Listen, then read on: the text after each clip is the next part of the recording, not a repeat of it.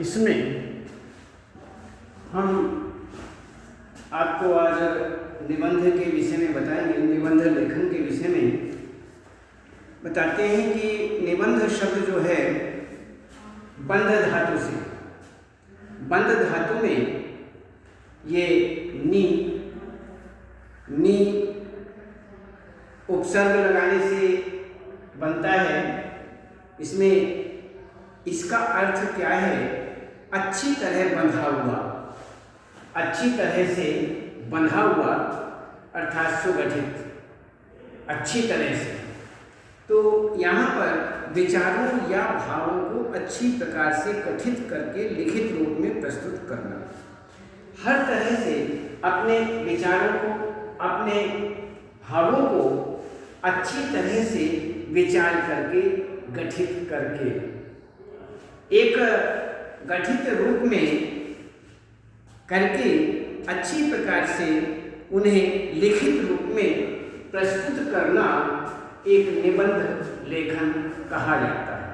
अब आपने विचार कर लिया और अच्छी तरह से देख लिया कि किस प्रकार से यहाँ पर हमें लिखना है, और अच्छी तरह विचार करके और उन निबंधों के विषय में अपने विचारों को एक जगह सामूहिक करके, समूहित करके अर्थात गठित करके हमने कोई लेख लिखा, लिखित रूप जो है उस लेख को ही हम निबंध लेखन कहते हैं।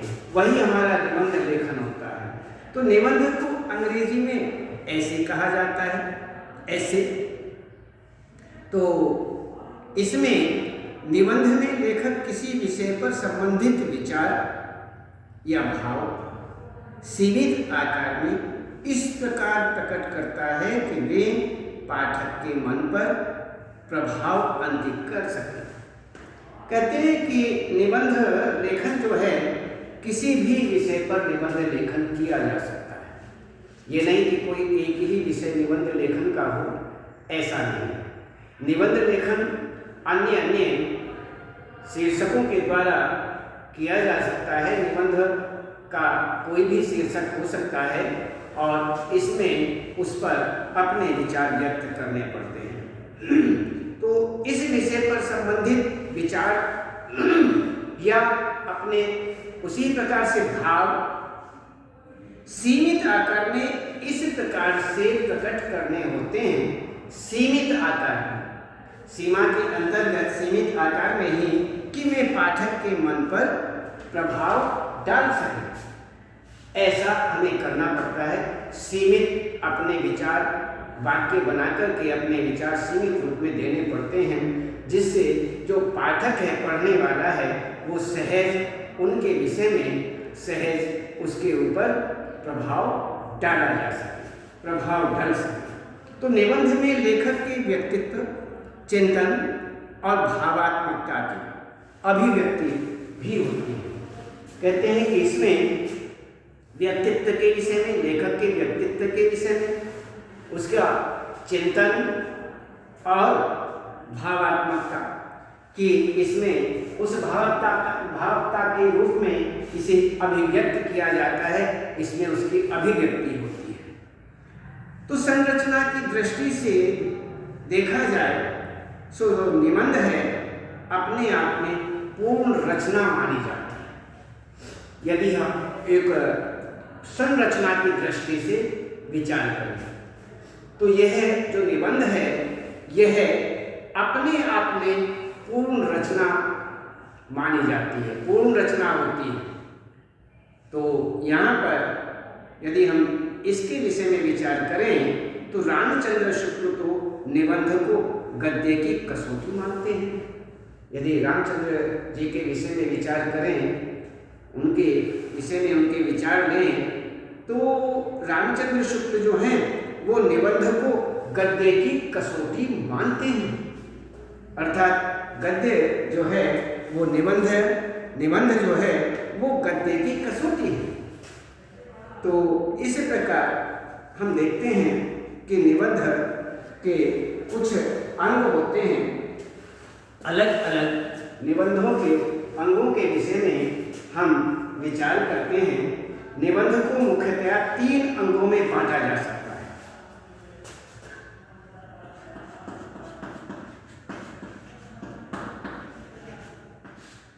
निबंध को प्रायः मुख्यतया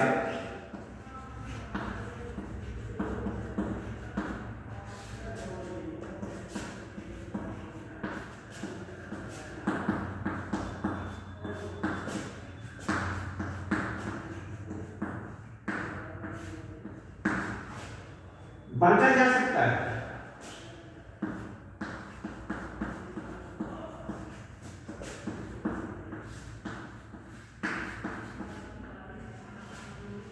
इसमें एक प्रस्तावना या भूमिका,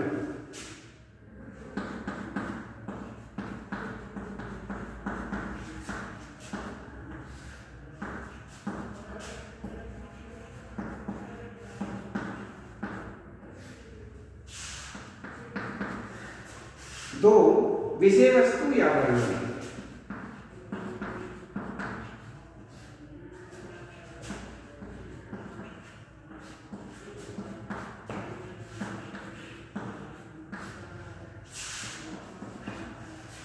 तीन उपसंग्रह,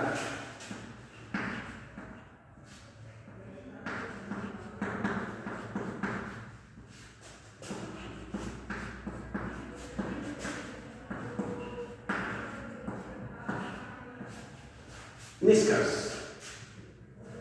तो यदि हम इनके विषय में विचार करें तो इसमें प्रस्तावना या भूमिका, इसे निबंध का प्रवेश द्वार भी कहा जाता है। अर्थात सबसे शुरुआत जो होती है वो प्रस्तावना से ही होती है, भूमिका से ही होती है। इसलिए सबसे पहले कहते हैं कि यही एक द्वार है, निबंध का जो प्रवेश करने का जो रास्ता है, प्रधान रास्ता है, वो यही भूमिका और प्रस्तावना ही बताया गया है। इसलिए प्रवेश द्वार इसको भी कहते हैं। तो प्रवेश द्वार भी कहा जाता है। किसी भी निबंध की भूमिका अत्यंत आकर्षक एवं प्रभावपूर्ण होनी चाहिए, जिसे पढ़ते ही पूरा निबंध पढ़ने की ललक जाग उठे। यदि प्रस्तावना बहुत अच्छी बनी हुई है, भूमिका बहुत अच्छी बनी हुई है, तो जो पाठक हैं वो आगे निबंध पढ़ने की इच्छा रखते हैं। अन्यथा वहीं इच्छा जो है वहीं दब करके रह जाती है, वो आगे पढ़ने का प्रयास नहीं करता है। तो इस अंश में प्रायः विषय का सामान्य परिचय दिया जाता है। इसमें क्या होता है, जो पूरा हमें निबंध लिखना है उस निबंध का सामान्य परिचय इस पर दिया जाता है, इसमें दिया जाता है, और इससे लेखक की शैली झलक, लेखक की जो शैली है उसकी झलक भी मिल जाती है। तो इस प्रकार से यह देखा गया है कि हमें प्रस्तावना अर्थात भूमिका जो है इस पर हमें बहुत अच्छी तरह से विचार करके और गूढ़ता से हमें प्रस्तावित करना चाहिए। तो इसके बाद हमारा विषय आता है विषय वस्तु। विषय वस्तु अर्थात इसमें या वर्णन, अर्थात हम बीच में वर्णन किस प्रकार का कर रहे हैं। तो ये निबंध का मध्य भाग होता है। वह तो पूर्व भाग हमने बताया, प्रस्तावना जो है वो पूर्व भाग में आती है, शुरुआत है, प्रवेश द्वार है, प्रवेश द्वार भी इसे ही कहा जाता है। इसमें गूढ़ता होनी चाहिए, विचार व्यक्त प्रस्तावित करने का जो शैली है वो अच्छी होनी चाहिए। तो इसी प्रकार से यहाँ पर सामान्य जो हमारा विषय है उस विषय के विषय में ही यहाँ पर प्रस्तावित किया जाता है। तो ये विषय वस्तु हुआ जो मध्य भाग कहा जाता है, इसे हम मध्य भाग कहते हैं। ये मध्य भाग होता है जिसमें विषय को विस्तार दिया जाता है, अर्थात विषय जो है उसको विस्तृत रूप में लिखा जाता है, उसे विस्तार देते हैं। तो इस प्रकार इन भाग में, इस जो ये भाग है मध्य भाग है, इस भाग में भाव विचार को क्रमबद्ध रूप में अनुच्छेदों में लिखा जाता है। क्रमबद्ध जो अपने विचार हैं उन विचारों को एक गद्यांश के पैराग्राफ जिसे बोलते हैं उसके रूप में अनुच्छेद, जिसे क्रमबद्ध रूप में अनुच्छेद लिखे जाते हैं, अनुच्छेद पैराग्राफ। तो इस प्रकार से हमें वहाँ पर इस प्रकार के अनुच्छेद लिखने चाहिए जो प्रभावी हों। तो निबंध को प्रभावी बनाने के लिए विभिन्न उदाहरणों के द्वारा, सूक्तियों के द्वारा एवं प्रेरणादायी वाक्यों का प्रयोग किया जाता है। कहते हैं कि उसे एक प्रभावी बनाने के लिए, आकर्षक बनाने के लिए हमें अन्य उदाहरण भी देने चाहिए। उदाहरणों के द्वारा हमें ये सूक्तियाँ, बातेरी सूक्तियाँ जो होती हैं वो सूक्तियाँ हमें देनी चाहिए, सूक्तियाँ लिखनी चाहिए। और प्रेरणादायी जो विशेष वाक्य हैं जो प्रेरणा देने वाले हैं, ऐसे वाक्यों का भी हमें विशेष रूप से प्रयोग करना चाहिए। तो यहाँ विषय का गंभीर विवेचन किया जाता है, अर्थात विषय जो है उसके अनुसार हमें यहाँ पर विवेचन करना पड़ता है। गंभीर विवेचन के अंतर्गत हमारा विषय वस्तु ही चलता है। विषय वस्तु अर्थात मध्य भाग जो होता है, उसी स्थान पर हम विशेष रूप से गंभीरता से विवेचन करते हैं। यह भी ध्यान रखने की आवश्यकता है, हमें ध्यान रखना चाहिए कि अनुच्छेदों का एक दूसरे से जुड़ाव बना रहे और पुनरुक्ति भी न होने पाए। हम बहुत देर क्या हैं कि वाक्यों की पुनरुक्ति कर देते हैं, ऐसा नहीं करना चाहिए। विचार जो है वो जुड़ाव के हिसाब से होने चाहिए। अनुच्छेद हम लिखते जा रहे हैं, अनुच्छेद पैराग्राफ हम बनाते जा रहे हैं और उनमें कोई जुड़ाव नहीं है, तो ये भी बात ठीक नहीं है। निबंध की विशेषता नहीं होती है। निबंध की जो विशेषता है वह अनुच्छेदों में जो अपने भाव विचार आदि हैं उनमें उनका जुड़ाव होना चाहिए और किसी भी पैराग्राफ आदि की अन्य उसमें पुनरुक्ति भी न होने पाए। जुड़ाव भी बना रहे, एक दूसरे से जुड़ा भी रहे और पुनरुक्ति भी न होने पाए। तो इस प्रकार से यहाँ पर हम देखते हैं कि हमारा प्रस्तावित अर्थात प्रस्तावना, भूमिका, मध्य भाग, ये पूर्व भाग हुआ, ये मध्य भाग हुआ विषय वस्तु के विषय में। अब अंत में हम देखते हैं जब हमारा विषय वस्तु मध्य भाग पूरा हो जाता है, वर्णन करने सारा वर्णन हम कर लेते हैं, उस समय उपसंहार निष्कर्ष निचोड़ आता है। तो इस निचोड़ में इसे निबंध का निकास द्वार भी कहा जाता है। अब यहाँ तो प्रवेश द्वार हुआ, इसमें तो हमने प्रवेश किया था, शुरुआत की थी और इसमें हम अंत कर रहे हैं, अर्थात अंत में हम बाहर भी निकलेंगे, निबंध को हम बंद भी करेंगे। ऐसा तो नहीं कि हम निबंध लिखते ही चले जाएं, नहीं, एक समय आएगा कि हम उस निबंध को पूर्णता भी करेंगे। तो ये है निकासी का द्वार, अर्थात यहाँ से समाप्ति का विकास, समाप्ति का ये समय आ जाता है। उपसंहार जो है यहाँ पर समाप्त किया जाता है, निष्कर्ष रूप में ये हमारा भाग है। यह निबंध का अंतिम अंश माना जाता है, जिसमें पूरे निबंध का निष्कर्ष दिया जाता है। उपसंहार इतना प्रभावी होना चाहिए कि इसकी छाप पाठक के मन पर अंकित हो जाए और वह चिंतन मनन के लिए विशेष रूप से बाध्य हो जाए। उसका उपसंहार का इस प्रकार का पाठक के मन पर प्रभाव पड़ना चाहिए। ऐसा हमारा उपसंहार होना चाहिए, निष्कर्ष होना चाहिए, निचोड़ होना चाहिए कि जिससे पाठक जो पढ़ने वाला है उसके मन पर वह बातें अंकित हो जाएं, उसके ऊपर विशेष रूप से प्रभाव पड़े। और इस प्रकार यहाँ पर वह चिंतन करने के लिए, पढ़ने के लिए, चिंतन करने के लिए जो पाठक है वो बाध्य हो जाए। इस प्रकार का हमें वहाँ पर लिखना चाहिए। तो ये हमारा हुआ यहाँ पर मुख्यतः तीन अंगों में जो निबंध है वो बांटा जाता है। तो तीन अंग उसके हुए निबंध के। तो इसके बाद में हम देखते हैं निबंध लेखन के ध्यान रखने योग्य बातें क्या क्या होनी चाहिए।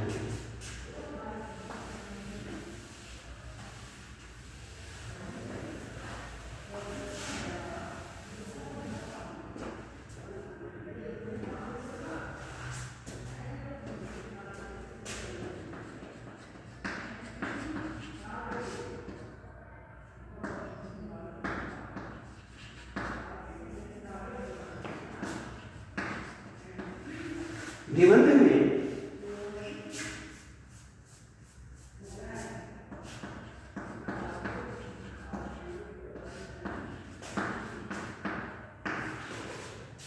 ध्यान रखने योग्य बात है।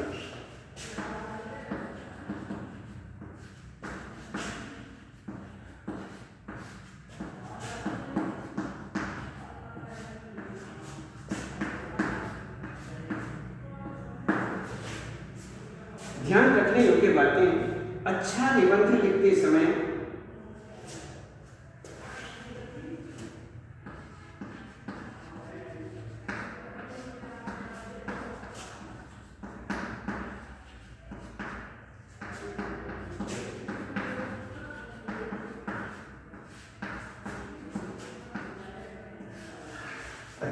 लिखते समय निम्नलिखित बातों पर अवश्य ध्यान देना चाहिए।